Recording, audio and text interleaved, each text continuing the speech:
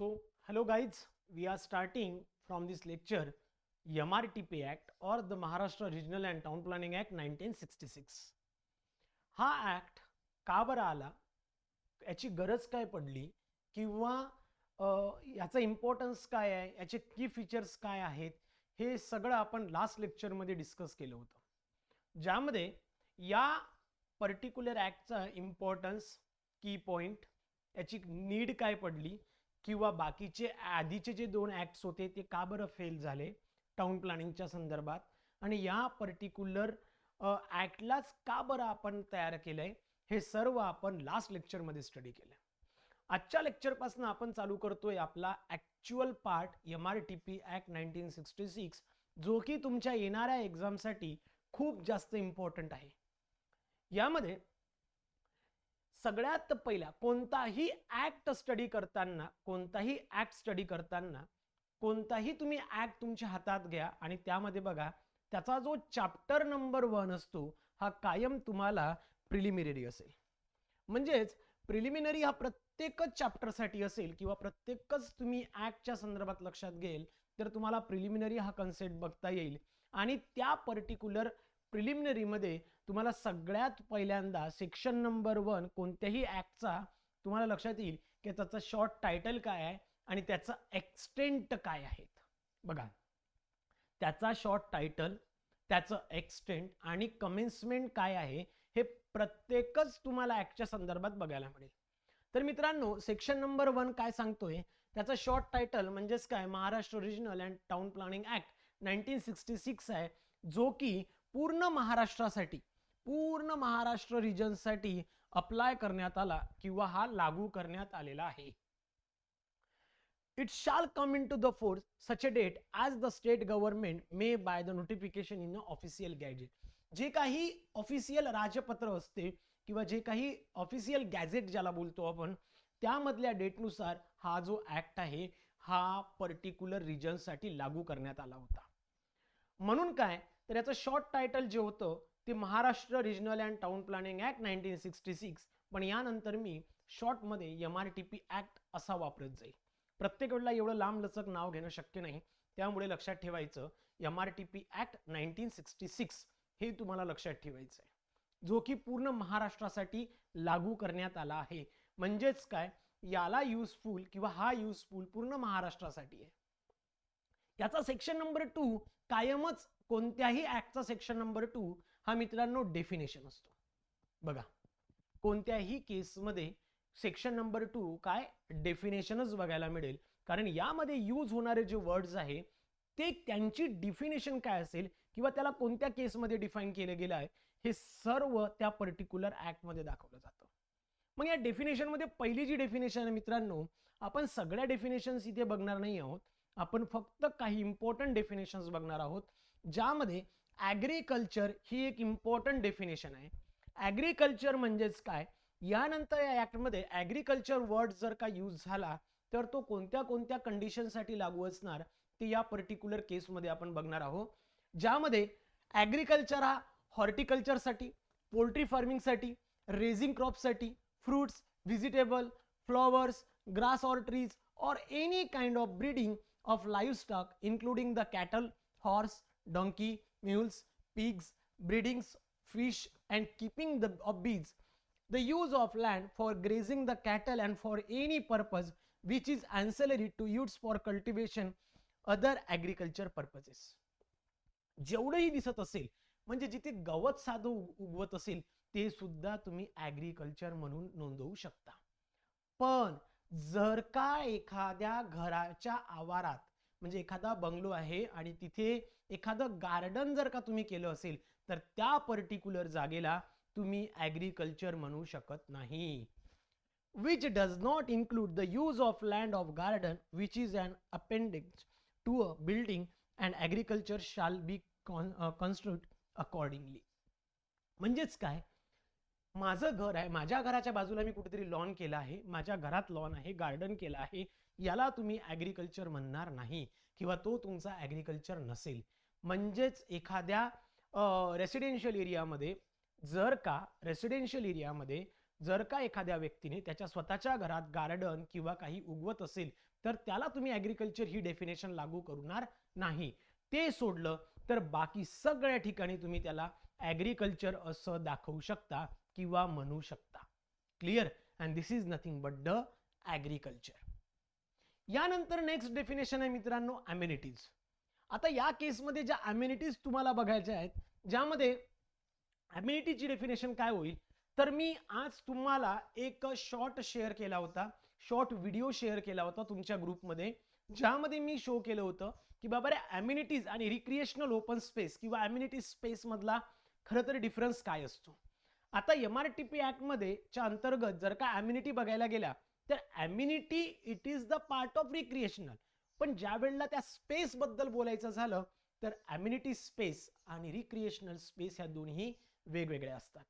Immunity म्हणजेच काय, जिथे रोड्स आहे, स्ट्रीट आहे, ओपन स्पेस आहे, पार्क आहे, रिक्रिएशनल ग्राउंड्स आहेत, प्ले ग्राउंड्स आहे, स्पोर्ट कॉम्प्लेक्स आहे, परेड ग्राउंड्स असतील, गार्डन्स असेल, मार्केट असेल, पार्किंग लॉट्स असतील, प्रायमरी सेकंडरी स्कूल्स असतील, कॉलेजेस आहे, पॉलिटेक्निक्स आहे, क्लिनिक्स आहे, डिस्पेन्सरीज आहे, hospital, water supply, electricity supply, street lightning, sewerage, drainage, public work and including the other utility services and convenience. हे सगळं मित्रांनो अम्युनिटी मध्ये येणार. पण ज्या वेळेला अम्युनिटी स्पेस आणि रिक्रिएशनल स्पेस बद्दल आपण बोलतो त्यावेळेला ह्याला दोन वेगवेगळ्या पद्धतीत आपण बघतो, ज्याचा एक शॉर्ट व्हिडिओ तुम्हाला आज मी तुमच्या ग्रुपमध्ये शेअर केला होता. ज्यांनी बघितलं नसेल त्यांनी बघून घ्यायचं आहे. क्लिअर? म्हणजे मी रेग्युलर जे तुमच्या ग्रुपमध्ये टाकतोय किंवा जे काही शेअर करतो ते इम्पॉर्टंट असतं, उगाचच टाकायचं म्हणून टाकणार नाही. त्यामुळे ते नक्की व्यवस्थित बघत चला. क्लिअर? आणि तो जो शॉर्ट व्हिडिओ टाकण्यामागे हाच एक मोठो होता की अम्युनिटी काय आहे आणि अम्युनिटी स्पेस आणि रिक्रिएशनल स्पेस मधला डिफरन्स काय तो तुम्हाला समजावा, त्यासाठीच मी तो फक्त एक व्हिडिओ टाकलेला होता. क्लिअर? यानंतर याची सेकंड डेफिनेशन आहे मित्रांनो अप्रोप्रिएट ऑथॉरिटी. अप्रोप्रिएट ऑथॉरिटी म्हणजेच काय, जी ऑथॉरिटी एखादी ऑथॉरिटी जर का एखादा पर्टिक्युलर पब्लिक पर्पजेससाठी किंवा एखाद्या स्कीमसाठी काम करते, ती स्कीम, तो प्लान, तो पर्पज, तो प्रोजेक्ट ज्यांच्या अंडरमध्ये येतो त्यालाच आपण म्हणतो मित्रांनो अप्रोप्रिएट ऑथॉरिटी. त्यालाच आपण काय बोलतो अप्रोप्रिएट. म्हणजे सपोज टू बी जर का PWD एखादं काम करत असेल तर त्या कामासाठी PWD कोण झाली, अप्रोप्रिएट ऑथॉरिटी झाली. WRD एखादं काम करत असेल तर त्या कामासाठी WRD अप्रोप्रिएट ऑथॉरिटी झाली. काउन्सिल कॉर्पोरेशन एखादं काम करत असेल तर ते झालं. माडा जर का घरं अलॉट करून देत असतील तर माडा अप्रोप्रिएट ऑथॉरिटी झाली. सो अप्रोप्रिएट ऑथॉरिटी ही प्रत्येक वेळेला चेंज होईल. Means any public authority, means any public authority on whose behalf land is designated for the public purpose in any plan or scheme and which it is the authorized to acquire. Clear? This is nothing but the appropriate authority. यानंतर मित्रांनो arbitrator. Arbitrator it is the kind of role, it is the kind of role किंवा एखादा एक व्यक्ती जो की ती town planning स्कीमच्या संदर्भात आपण आर्बिट्रेटरला बघणार आहोत टाउन प्लॅनिंग स्कीम मध्ये. सो हा व्यक्ती काय करतो, तो आर्बिट्रेटर काय करतो तर त्या पर्टिक्युलर स्कीमला किंवा प्लॅनला सेक्शन नंबर 72 नुसार तो त्याला अपॉइंट केलं जातं आणि नंतर तो त्या पर्टिक्युलर स्कीमला पूर्ण करतो किंवा त्याला नंबर ऑफ पार्ट मध्ये डिवाइड करून प्रिलिमिनरी, फायनल अशा दोन पार्ट मध्ये डिवाइड करून तिला कंप्लीट करायचा प्रयत्न करतो. त्यालाच आपण आर्बिट्रेटर बोलतो. क्लिअर? नेक्स्ट बिल्डिंग ऑपरेशन्स काय काय आहेत बघा. बिल्डिंग ऑपरेशन्स काय काय आहेत, जिथे मटेरियल डेव्हलपमेंट असेल किंवा जिथे स्ट्रक्चरल डेव्हलपमेंट असेल त्याला आपण बोलतोय बिल्डिंग ऑपरेशनल. म्हणजे मटेरियल डेव्हलपमेंट आहे, बिल्डिंग ऑपरेशन, स्ट्रक्चरल डेव्हलपमेंट आहे, डिमॉल्युश आहे, रिक्रिएशन आहे किंवा काहीतरी ऑल्टरेशन असेल, सॅनिटरी वर्क आहे, ड्रेनेज वर्क आहे, या प्रत्येकच गोष्टीला आपण काय बोलतो बिल्डिंग ऑपरेशन बोलतो. क्लिअर? सो बिल्डिंग ऑपरेशन म्हणजे काय, इन्क्लूड्स इरेक्शन और री-इरेक्शन of a building or any part thereof, roofing or re-roofing of any part of the building or any open space, any material alteration or enlargement of a building, any such alteration of building is likely to be affect the alteration of its drainage or sanitary arrangement or materially affect its security or the construction of a door opening on any streets or land not belonging to the owner. Clear? या सगळ्या केसमध्ये ज्याही building तुम्ही changes करताय, ज्याही केसमध्ये आपण बघतोय, ज्याही केसमध्ये आपण त्याला बघतो, तो कोण असतो? बिल्डिंग ऑफ त्याला आपण काय बोलतोय? बिल्डिंग ऑपरेशन्स बोलतोय. क्लिअर? क्लिअर? प्रमोद यादव म्हणतात की आर्बिट्रेटर हा गव्हर्नमेंट एम्प्लॉई असतो की प्रायव्हेट असतो?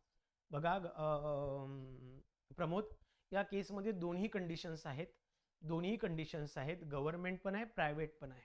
आणि हा कोणत्या बेसिसवर अपॉइंट केला जातो, हा व्यक्ती नेमका कोण असतो, हे आपण आपल्या पर्टिक्युलर टाउन प्लॅनिंग स्कीम मध्ये बघू, जो की आपण सेक्शन नंबर 72 मध्ये स्टडी करणार. क्लिअर? मग कसा अपॉइंट होतो, कुठून अपॉइंट होतो, त्याचं काय क्वालिफिकेशन असू शकतं, म्हणजे एक दोन जे आर्बिट्रेटर आहेत त्यांचं मी तुम्हाला सांगू शकतो की काय क्वालिफिकेशन होतं आणि त्या बेसिसवर त्याला अपॉइंट केलं जातं. तर हे आपण बघणार आहोत सेक्शन नंबर 72 मध्ये. Clear? I hope building operation मध्ये क्लिअर आहे. नेक्स्ट आहे मित्रांनो कंपाऊंडेड स्ट्रक्चर. बघा, कंपाऊंडेड स्ट्रक्चर म्हणजे काय? खरं तर कंपाऊंडेड स्ट्रक्चरचं दुसरं नाव आहे मित्रांनो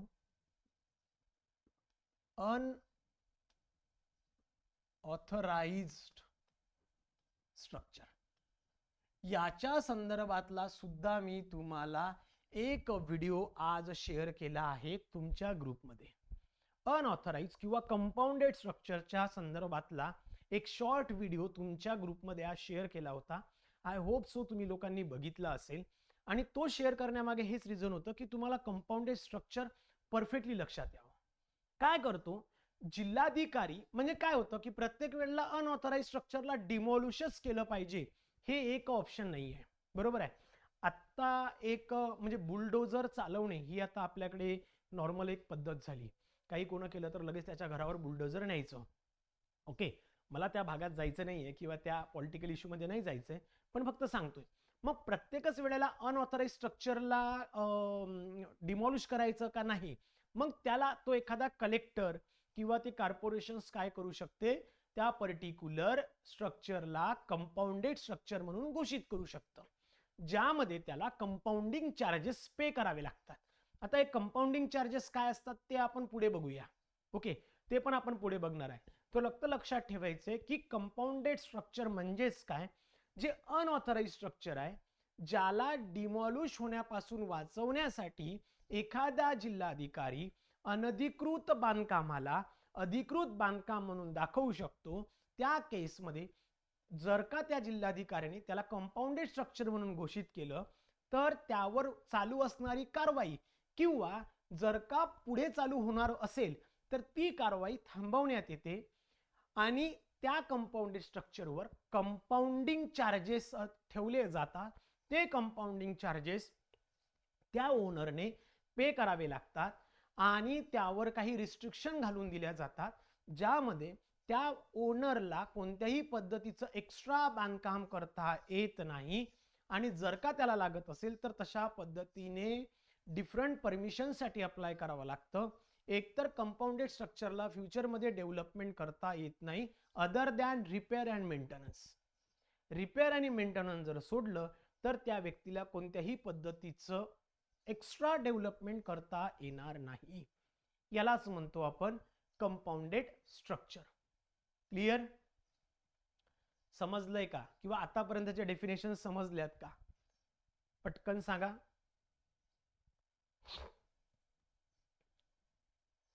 लक्षात येत आहे? Come on fast.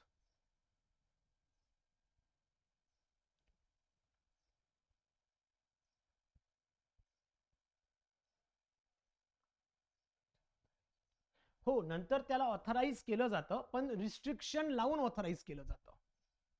Obviously demolish करत नाही म्हणजे त्याला ऑथराइज केलं जातं, पण त्यावर रिस्ट्रिक्शन काही ठेवल्या जातात, नंबर ऑफ रिस्ट्रिक्शन्स ठेवल्या जातात आणि त्याला नंतर मग कंपाऊंडेड स्ट्रक्चर म्हणून घोषित करतात. क्लिअर? आता याला आपण पुढे पण बघणार आहोत, टेन्शन घेऊ नका. याला आपण पुढे पण बघणार आहोत आपल्या ऍक्टच्या अंतर्गत. त्यावेळेला तुम्हाला बऱ्याचशा गोष्टी लक्षात येतील. क्लियर? ओके, चलो आगे बढ़ते हैं. त्यानंतर मित्रांनो डेव्हलपमेंट काय आहे किंवा डेव्हलपमेंटची डेफिनेशन्स काय असू शकते बघा. कोणत्याही केसमध्ये डेव्हलपमेंट कशाला म्हणतो, एखाद्या पर्टिक्युलर इंजिनिअरिंग वर्क असू दे, मायनिंग वर्क असू दे, बिल्डिंग डेव्हलपमेंट असू दे, एखादं लेआउट टाकू दे, लेआउटच्या चेंजेस करू देत, डिव्हिजन करू दे, किंवा कोणत्याही पद्धतीचं एक्झिस्टिंग बिल्डिंग किंवा स्ट्रक्चरमध्ये अल्टरेशन करू दे, किंवा एखाद्या लेआउटला टाकायचं असेल किंवा बायफर्गेशन करायचं असेल, रिकॉन्स्टिट्यूशन करायचं असेल, या सगळ्या पद्धतीच्या कामाला डेव्हलपमेंट म्हणतात. म्हणजे डिमॉलिश करायचं असेल तरी सुद्धा तुम्ही त्याला डेव्हलपमेंट म्हणू शकता. क्लिअर?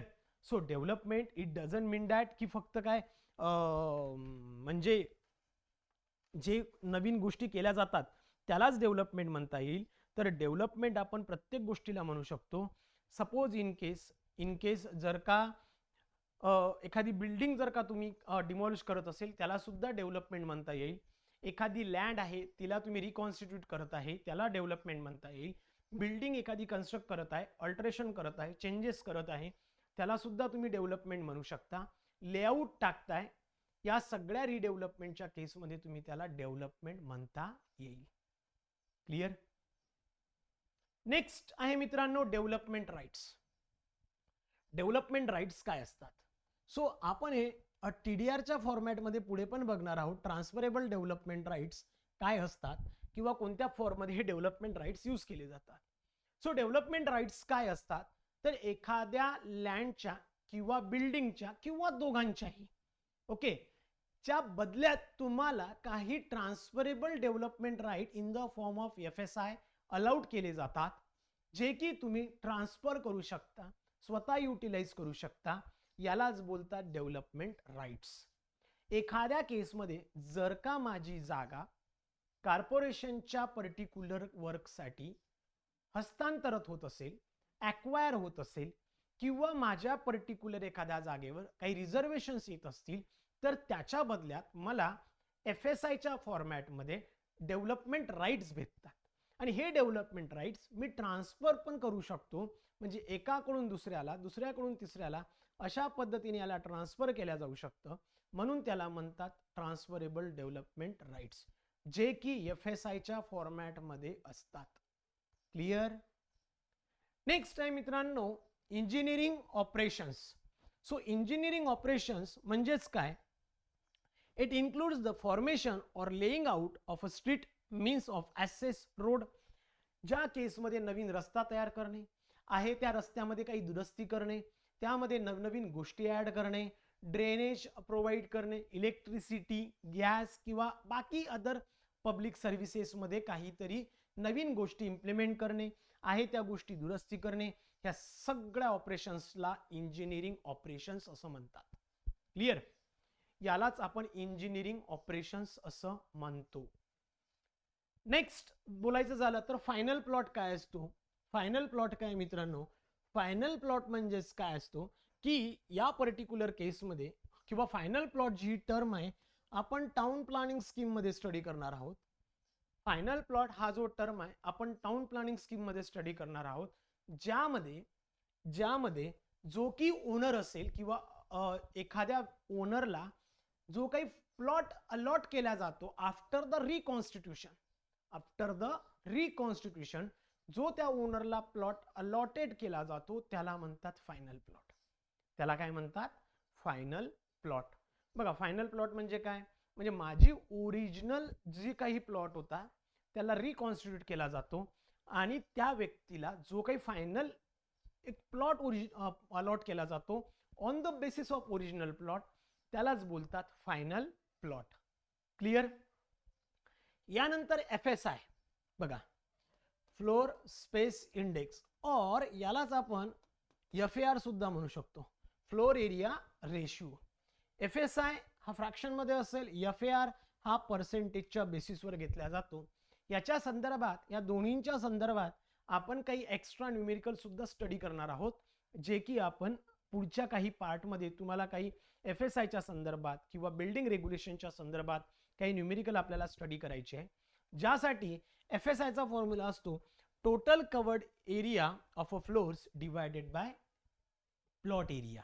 ओके, किंवा या पर्टिक्युलर फॉर्म्युलाच्या बेसिसवर आपण FSI माहीत करू शकतो या दोन व्हॅल्यूच्या बेसिसवर, किंवा प्लॉट एरिया कॅल्क्युलेट करू शकतो, किंवा total covered area on each floor हे सुद्धा कॅल्क्युलेट करू शकतो. FSI चा फॉर्म्युला आपल्या इंजिनिअरिंगमध्ये आपण बऱ्याचदा स्टडी केलाय, किंवा हा फॉर्म्युला सगळ्यांना पाठ आहे, जो इंजिनियर आहे किंवा आर्किटेक्ट आहे या प्रत्येकातला हा फॉर्म्युला जो आहे हा म्हणजे डोक्यात फिक्स आहे, त्यामुळे याच्यावर काही फार जास्त बोलायची गरज पडत नाही. नेक्स्ट डेफिनेशन आहे मित्रांनो, हेरिटेज बिल्डिंग. आता हेरिटेज बिल्डिंग म्हणजे काय?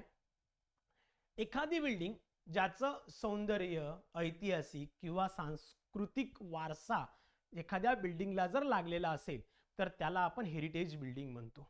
म्हणजेच काय, ॲस्थेटिक आहे किंवा हिस्टोरिक आहे किंवा कल्चरल असू दे, ह्या व्हॅल्यूज ज्या बिल्डिंगला डिक्लेअर केल्या जातात याला आपण काय बोलतो, हेरिटेज बिल्डिंग बनतो.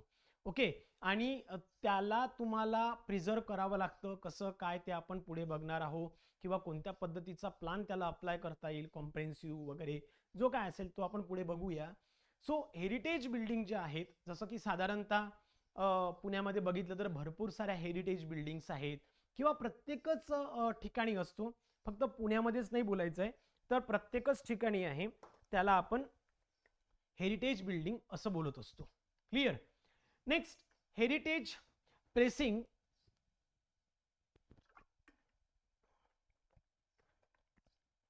हेरिटेज प्रेसिंग म्हणजे काय? ती जी हेरिटेज बिल्डिंग आहे ज्या एरियात किंवा ज्या लोकेशन मध्ये येते त्याला बोलतात हेरिटेज प्रेसिंग. बरोबर? एखादी जर का हेरिटेज बिल्डिंग येत असेल, म्हणजे साधारणतः आपण शनिवार वाड्याविषयी जर बोललो, ओके, हा शनिवार वाडा पुण्यामध्ये म्हणजे सगळ्यांना माहित आहे म्हणून मी एक्झाम्पल घेतोय. सो शनिवार वाडा ज्या एरियात किंवा ज्या पर्टिक्युलर लोकेशनला आहे त्यालाच बोलतो आपण हेरिटेज प्रेसिंग. तो जो आवार आहे, क्षेत्र आहे, एरिया आहे, किंवा त्या प्लेसला आपण हेरिटेज प्रेसिंग असं सुद्धा म्हणतो. क्लिअर? नेक्स्ट आहे मित्रांनो, लोकल ऑथॉरिटी काय असतात? तर लोकल ऑथॉरिटी काय, तर आपण ज्या वेळेला 73rd आणि 74th हे दोन्ही कॉन्स्टिट्यूशनल अमेंडमेंट ऍक्ट स्टडी करणार आहोत, त्यावेळेला तुम्हाला या पर्टिक्युलर लोकल ऑथॉरिटी विषयी बऱ्यापैकी मी त्यामध्ये समजून सांगेल की लोकल ऑथॉरिटीज काय असतात, कशा असतात, कोणत्या पार्टमध्ये त्याला डेव्हलप केलं गेलंय, 73rd मध्ये कोण आहे, 74th मध्ये कोण आहे, कोणत्या पर्टिक्युलर आर्टिकल मध्ये दुरुस्ती करण्यात आली, हे सर्व आपण 73rd 74th constitutional amendment act मध्ये स्टडी करणार आहोत. क्लिअर? सो लेट्स सी, तरी पण लोकल ऑथॉरिटी कोणत्या आहे, तर बॉम्बे म्युनिसिपल कॉर्पोरेशन आहे, काउन्सिल्स असतील, नगरपंचायत आहे, जिल्हा परिषद आहे, पंचायत समिती आहे, ग्रामपंचायत आहे, किंवा या पर्टिक्युलर केसमध्ये authority constitute under the Maharashtra housing and area development, ज्याला आपण माडा बोलतो, किंवा Nagpur improvement trust constitutional under the Nagpur improvement trust act. Okay, आणि या सर्व काही ज्या काही लोकल ऑथॉरिटीज आहे या पर्टिक्युलर प्लॅनिंग ऑथॉरिटीच्या अंतर्गत असू शकतात, किंवा त्यांना प्लॅनिंग ऑथॉरिटी म्हणून घोषित केल्या जाऊ शकतं.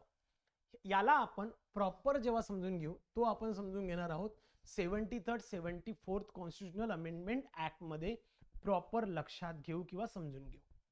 क्लिअर? नेक्स्ट डेफिनेशन आहे मित्रांनो, ऑक्युपायर कोण असतं? ऑक्युपायर हा कोण असू शकतो, किंवा ऑक्युपायरची डेफिनेशन काय असू शकते? ऑक्युपायर कोण असू शकतो मित्रांनो? एखादा भाडेकरू असू शकतो. बघा, ऑक्युपायर कोण असू शकतो?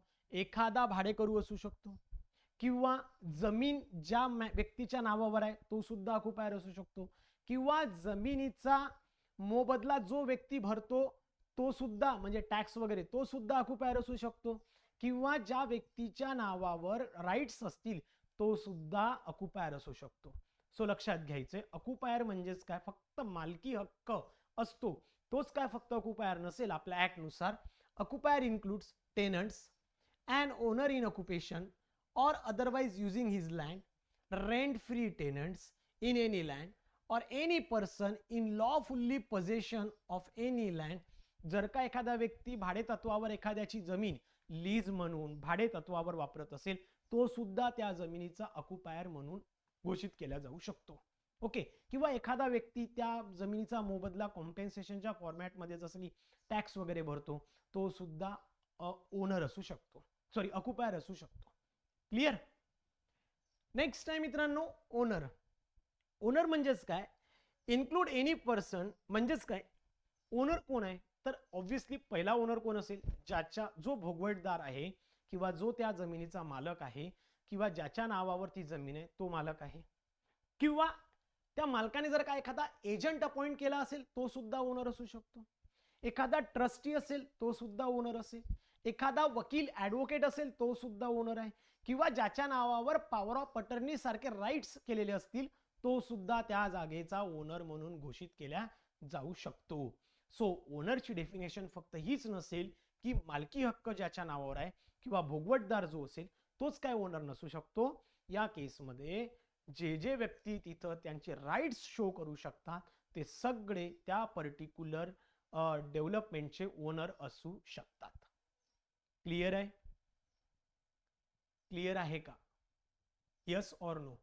या केसमध्ये आपण राईट्स हा वर्ड भरपूरदा वापरणार आहे. या पर्टिक्युलर केसमध्ये आपण राईट्स किंवा पॉवर ऑफ अटॉर्नी हा पण एक वर्ड्स खूपदा आपण यूज करणार आहोत, त्यामुळे लक्षात घ्यायचंय.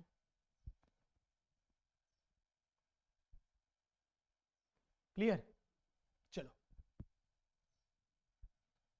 नेक्स्ट डेफिनेशन आहे मित्रांनो, प्लॅनिंग ऑथॉरिटी काय असते. सो प्लॅनिंग ऑथॉरिटी काय असू शकते तर planning authority in respect of special planning authority होऊ शकते which is constituted under the act or sections of 40. Act 40 मध्ये आपण याला बघणार आहोत स्पेशल प्लॅनिंग ऑथॉरिटी, किंवा याला इन केस मी आता याच्या पुढे SPA म्हणणार. Okay, special planning authority. किंवा स्लम रिहॅबिलिटेशन जो काही आहे, सो स्लम रिहॅबिलिटेशन ऑथॉरिटी सुद्धा एका केसमध्ये आपण त्याला सुद्धा एक प्लॅनिंग ऑथॉरिटी म्हणू शकतो. किंवा या केसमध्ये लोकल ऑथॉरिटीला सुद्धा प्लॅनिंग ऑथॉरिटी तुम्ही म्हणू शकता. प्लॅनिंग ऑथॉरिटीच्या केसमध्ये लोकल ऑथॉरिटी सुद्धा प्लॅनिंग ऑथॉरिटीचेच रोल परफॉर्म करते. त्यामुळे किंवा डेव्हलपमेंटच्या फॉर्मॅटमध्ये प्लॅनिंग ऑथॉरिटीचं जेवढंही डेफिनेशन्स आहे हे लोकल ऑथॉरिटीला लागू होते. त्यामुळे लोकल ऑथॉरिटी सुद्धा प्लॅनिंग ऑथॉरिटीमध्ये म्हणून एक परफॉर्मेशन करू शकते. किंवा जसं की स्पेशल प्लॅनिंग ऑथॉरिटी आहे जो की एका पर्टिक्युलर प्रॉपर्टीज किंवा प्रॉपर्टी वर्कसाठी युटिलाइज केली जाऊ शकते. स्लम रिहॅबिलिटेशन प्लॅनिंग ऑथॉरिटी आहे जसं की या पर्टिक्युलर रिहॅबिलिटेशन वर्कसाठी सुद्धा ते अशा पद्धतीची प्लॅनिंग ऑथॉरिटी काम करेल, म्हणून त्याला प्लॅनिंग ऑथॉरिटी असं म्हटलं जाईल. Clear? Next, plot means. Plot काय आहे बघा, अ portion of land held in one ownership and numbered and shown as one plot in town planning scheme. बघा, एखादा पर्टिक्युलर प्लॉट जो की एका व्यक्तीच्या नावावर असेल किंवा नंबर ऑफ पर्सनच्या नावावर असेल त्याला आपण काय बोलणार? प्लॉट बोलणार. त्याला आपण काय बोलतोय? प्लॉट बोलतोय किंवा जमिनीचा तुकडा बोलतोय. जो जमिनीचा तुकडा एकाच्या किंवा नंबर ऑफ व्यक्तींच्या नावावर आहे त्याला तुम्ही प्लॉट असं बोलणार किंवा त्याला आपण प्लॉट असं म्हणूया. क्लिअर? सो हे आपण प्लॉटचा जो काही कन्सेप्ट आहे हा बघणार आहे टाउन प्लॅनिंग स्कीम मध्ये. खूप चांगल्या पद्धतीने तुम्हाला एक्सप्लेन करून देईल विथ न्यूमेरिकल गायडन्स. न्यूमेरिकल घेऊन आपण त्यामध्ये बघणार आहोत की कॉम्पेन्सेशन, इन्क्रीमेंट ह्या सगळ्या गोष्टी कशा असतात. क्लिअर? नेक्स्ट आहे मित्रांनो, reconstituted plot means a plot which is altered in a ownership or in any other way by making the town planning scheme. म्हणजेच काय? रिकॉन्स्टिट्यूशन म्हणजेच काय? जो काही इरेग्युलर प्लॉट असतो त्याला रेग्युलर शेपमध्ये करून ज्यामध्ये डेव्हलपमेंट अप्लाय केले जातात त्याला म्हणतात रिकॉन्स्टिट्यूटेड प्लॉट.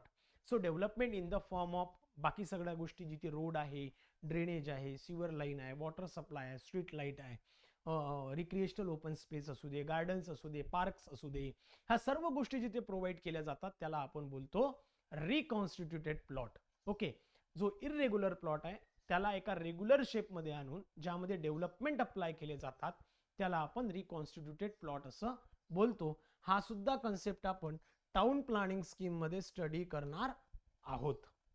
क्लिअर. नेक्स्ट, चला इथपर्यंत डेफिनेशन्स आहे. आय होप सो की तुम्हाला डेफिनेशन्स समजले असतील, हो की नाही. म्हणजे आपला चॅप्टर जो काही होता 1 तो संपला आहे. सेक्शन 1 झालेला आहे, सेक्शन 1 आणि 2. चला क्लिअर आहे.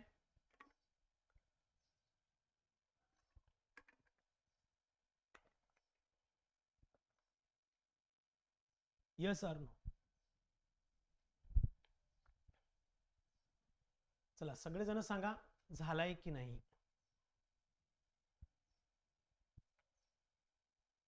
Clear or not.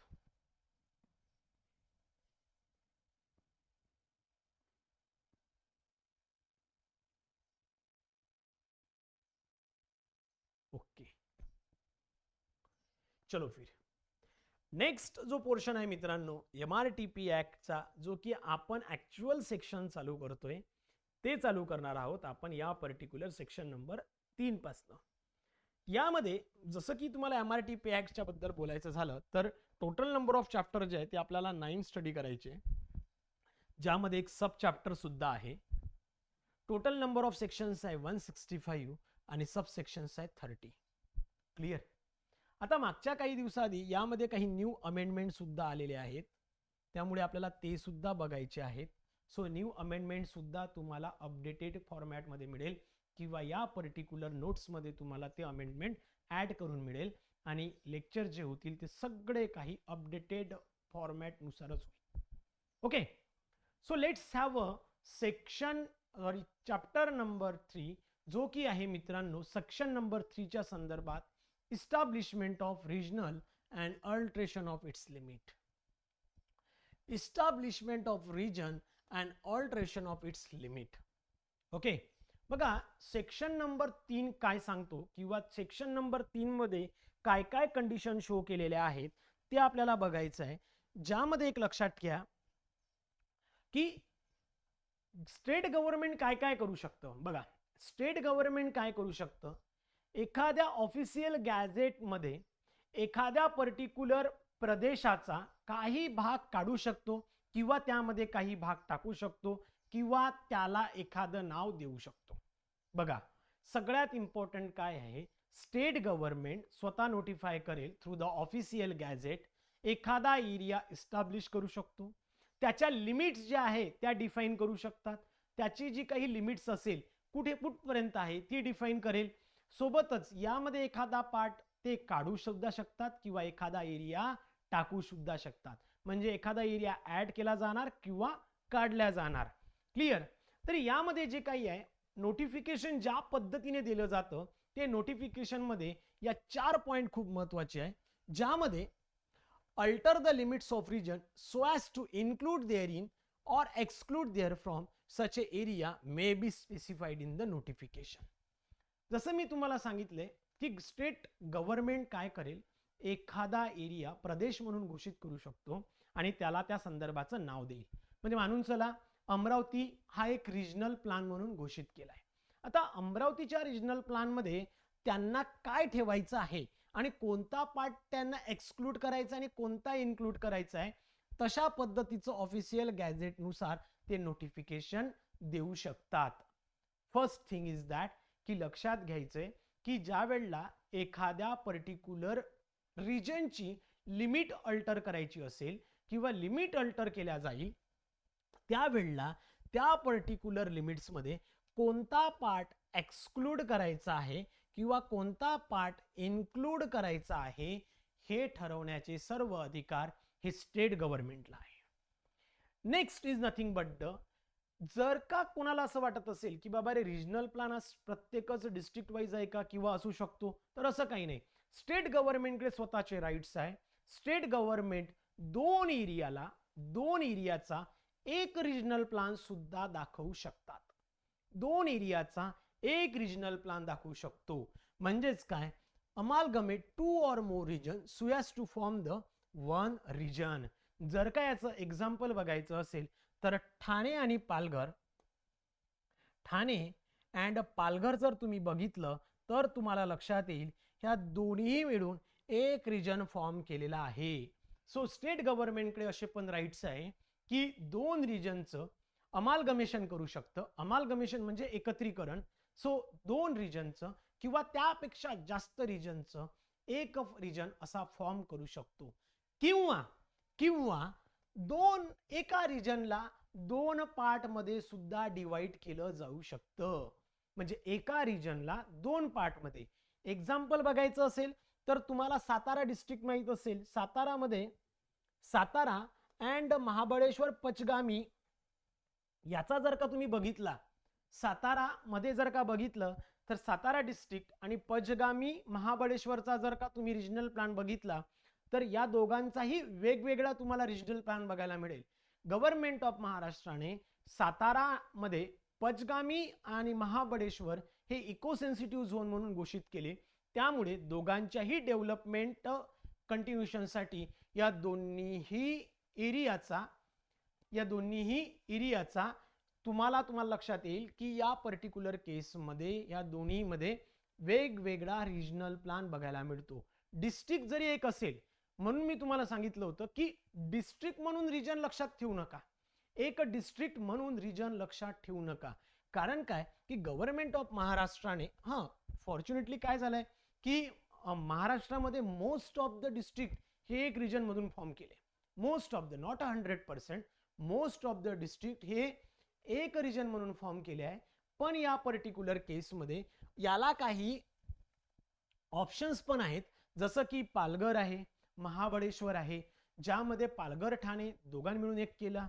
Mahabaleshwar Satara हा एकाचा दोन केले. म्हणजेच काय, या पर्टिक्युलर केसमध्ये गव्हर्नमेंट ऑफ महाराष्ट्राला अशा पद्धतीचे राईट्स आहेत की एखाद्या पर्टिक्युलर एरियाचे लिमिट्स अल्टर करू शकतात. अल्टर केलेल्या लिमिटमध्ये एखादा एरिया ऍड करायचा किंवा त्यामधून एखादा एरिया काढून टाकायचा हे अधिकार सुद्धा स्टेट गव्हर्नमेंटकडे आहे, जे की नोटिफिकेशन्स ऑफिशियल गॅझेट थ्रू दिले जातील. दोन रिजनला एक रिजन किंवा दोनपेक्षा जास्त रिजनला अमालगमेट करून एक रिजन म्हणून शो करू शकतात. सोबतच दोन रिजन किंवा एका रिजनला दोन रिजन मध्ये सुद्धा स्प्लिट करू शकतील. आणि अशा पद्धतीचं एकतर डिक्लेअर द होल म्हणजे पूर्ण एरियाला किंवा पार्ट वाईज अशा पद्धतीच्या एरियाला रिजन म्हणून घोषित केल्या जाऊ शकतं. बघा, फर्स्ट सेक्शन नंबर 3 मध्ये काय सांगितले आहे, स्टेट गव्हर्नमेंट काय करू शकतं, ऑफिशियल गॅझेट थ्रू कोणत्याही एखाद्या रिजनचे लिमिट्स डिफाईन करू शकतं. रिजन पर्टिक्युलर पर्पज वाईज घोषित करू शकतो, त्याला एखादं नाव देऊ शकतो. या पर्टिक्युलर रिजनमध्ये त्या रिजनचे लिमिट अल्टर करताना त्या रिजनमध्ये कोणता एरिया इन्क्लूड करायचा, एक्सक्लूड करायचा हे सुद्धा नोटिफिकेशन थ्रू तुम्हाला दाखवल्या जाऊ शकतं. एका रिजनचे किंवा दोन रिजन किंवा त्यापेक्षा जास्त रिजनला एक रिजन म्हणून सुद्धा घोषित केल्या जाऊ शकतो किंवा एक रिजन दोन पार्ट मध्ये सुद्धा डिक्लेअर केल्या जाऊ शकतो. म्हणजेच काय, स्टेट गव्हर्नमेंट काय करेल, अशा पद्धतीने डिक्लेरेशन देऊ शकतो की हा पूर्ण रिजन किंवा पार्ट वाईज हा रिजनल प्लॅन म्हणून घोषित करण्याचे सर्व अधिकार हे मित्रांनो कोणाला आहे, स्टेट गव्हर्नमेंटला आहे. क्लियर? हा येस रायगडचा पण पार्ट आहे. म्हणजे ठाणे, पालघर आणि रायगड, ठाणे, पालघर आणि रायगड तुम्हाला तिन्ही एक सोबतच दिसतात. Yes, exactly. ठाणे, पालघर, रायगड जर तुम्ही बघितलं तर तुम्हाला लक्षात येईल की तो एक दाखवू शकतात, एक आहे. क्लियर? चला, सेक्शन नंबर 3 क्लिअर झाला. कोणताही प्रॉब्लेम असेल तर प्लीज क्वेश्चन घ्या, अदरवाइज आपण पुढे जाऊया. नेक्स्ट बघा, यामध्ये काय आहे, जे काही डिक्लेरेशन असेल थ्रू द ऑफिशियल गॅझेट नुसार आलं असेल ते तुम्हाला लोकांच्या माहितीसाठी किंवा लोकांना माहित व्हायला पाहिजे. त्यामुळे तशा पद्धतीच्या इन्स्पेक्शन कॉपीज किंवा इन्स्पेक्शन साठी ठेवलेल्या कॉपीज ह्या कलेक्टर किंवा मामलेदार, तहसीलदार यांच्या ऑफिसमध्ये किंवा रिजनल प्लॅनिंग बोर्ड जिथे इस्टॅब्लिश केलेला आहे गव्हर्नमेंट ऑफ महाराष्ट्राने, अशा ठिकाणी त्या पद्धतीच्या सर्व कॉपीज या ठेवल्या जातात. क्लिअर?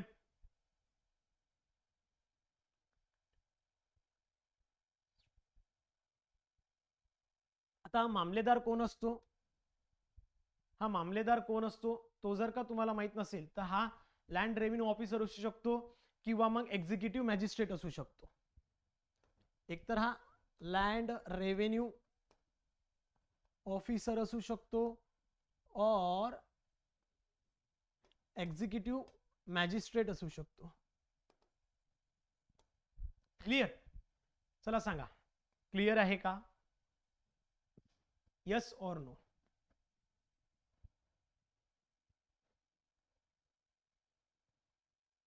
पटकन सांगा please.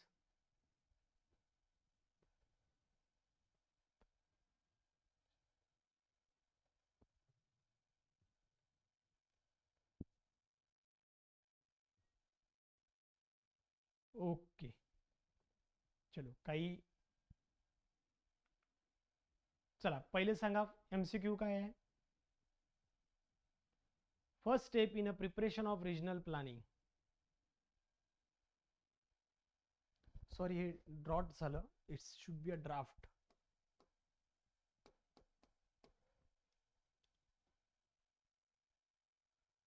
It should be a draft. सगळ्यात सुरुवातीला रिजनल प्लॅन मध्ये सगळ्यात महत्वाचं काम आहे की इस्टॅब्लिशमेंट ऑफ रिजन. बरोबर? सगळ्यात पहिलं काम काय? Establishment of region. एक्झॅक्टली. चलो गुड. म्हणजे इथे ऑप्शन सी या करेक्ट येतो. ऑप्शन सी या correct. MCQ number 2.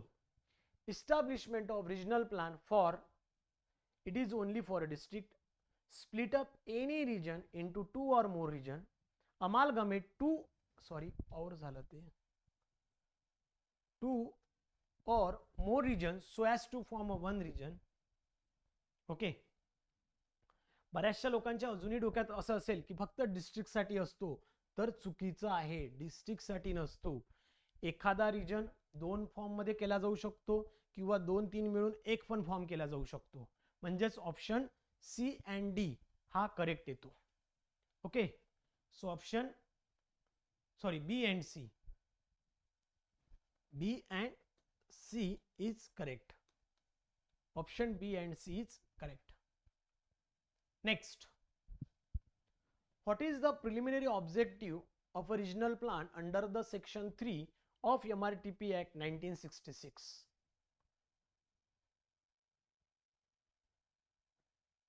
To regulate only rural areas, to promote industrial zone exclusively, to guide the development of a region in a planned manner, to control the local municipal administration.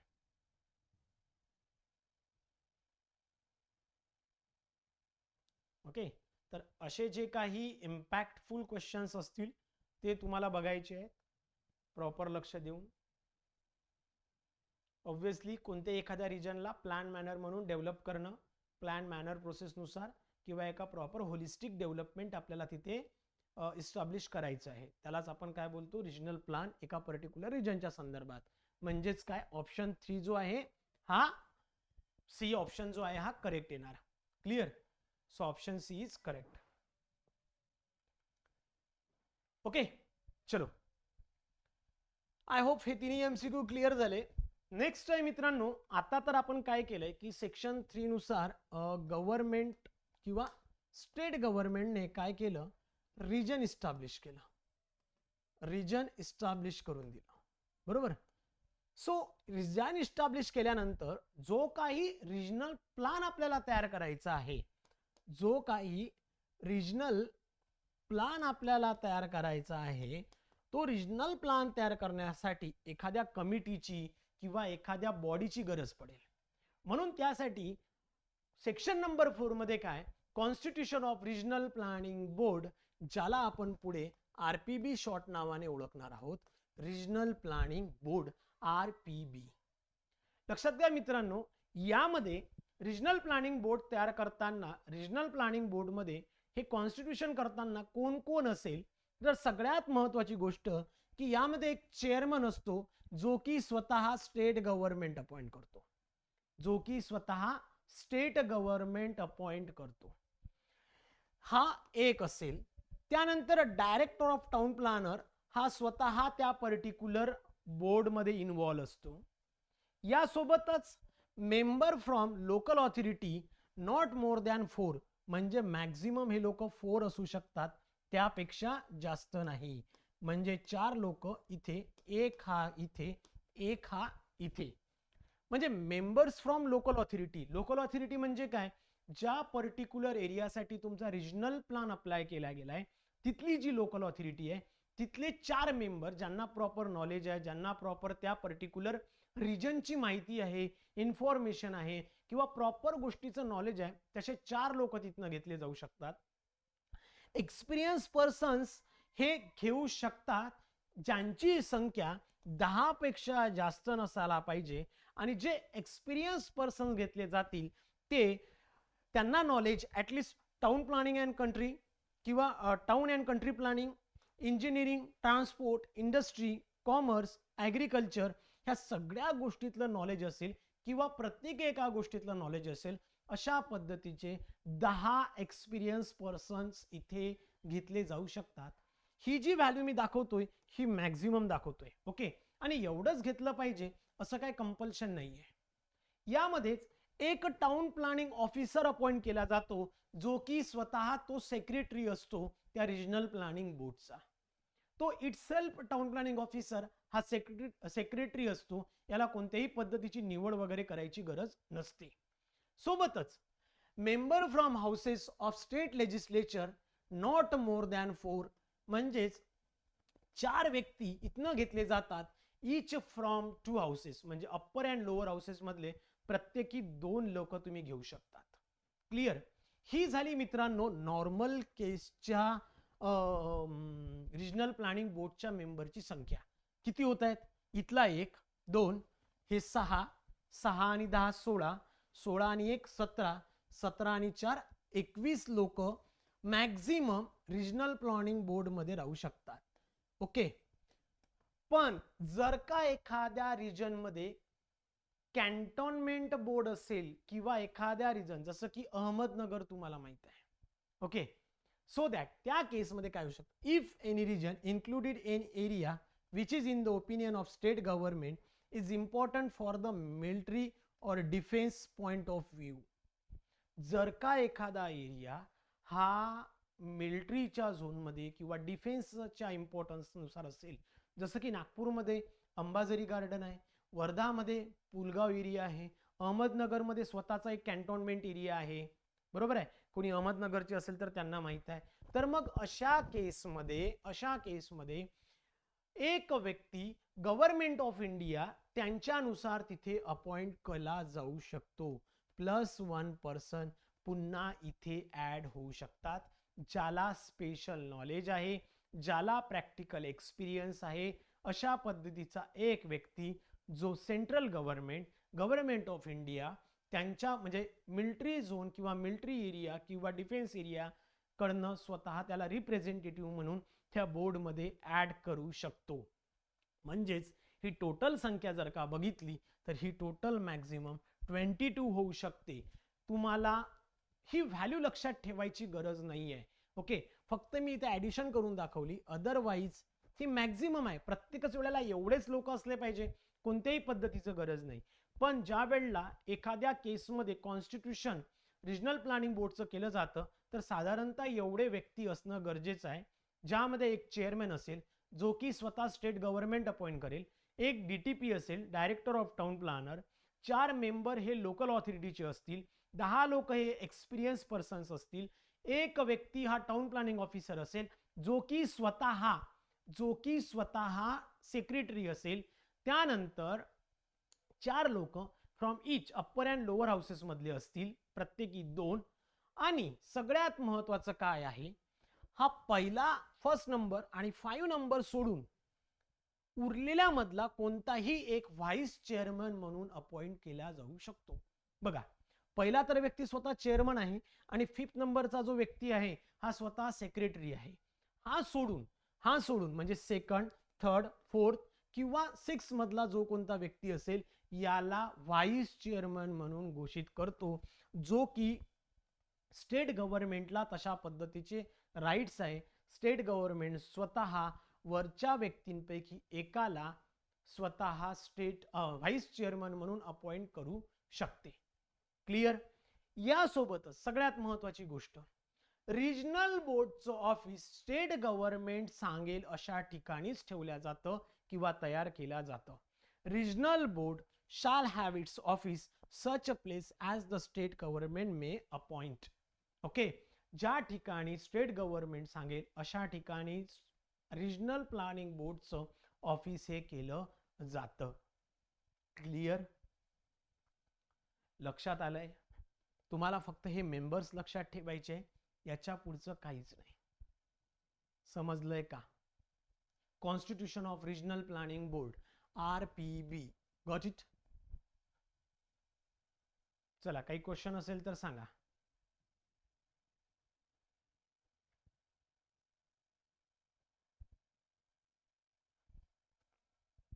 Clear?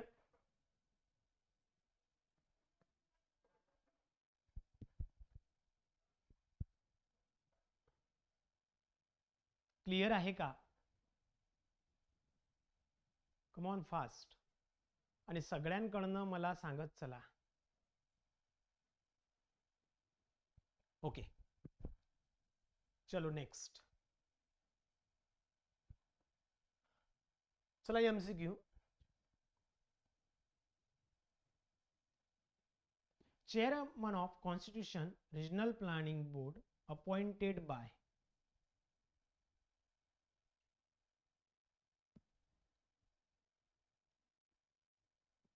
good the person which is appointed by the state government itself. Okay, state government स्वतः त्याला appoint करतो. Next question.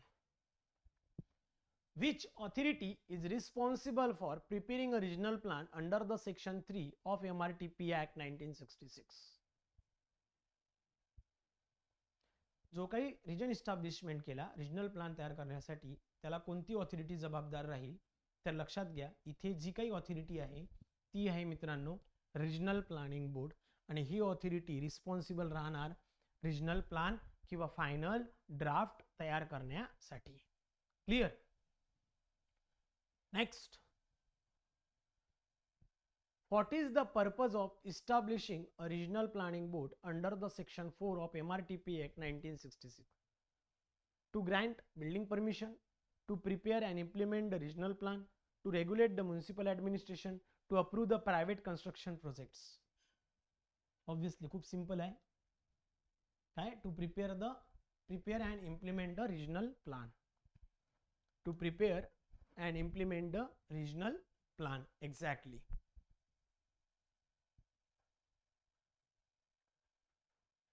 Next.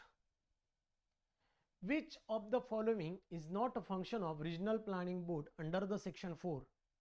Preparation of draft regional plan, implementation of regional plan, approval of individual building plans, coordination with local authorities for a regional development.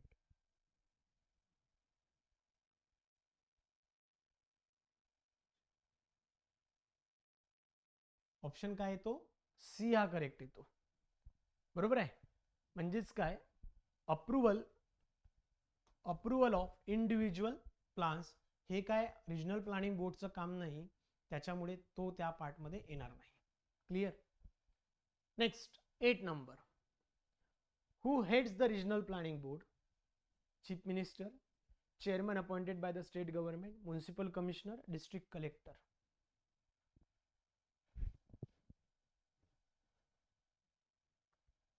Obviously option B is correct. बरोबर? कोण आहे?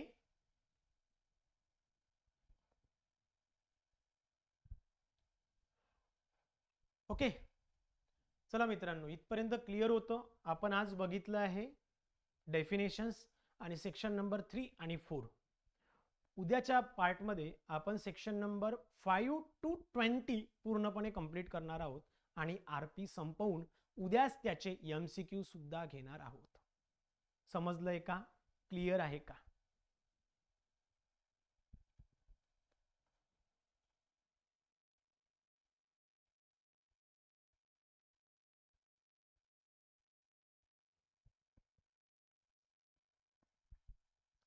Okay,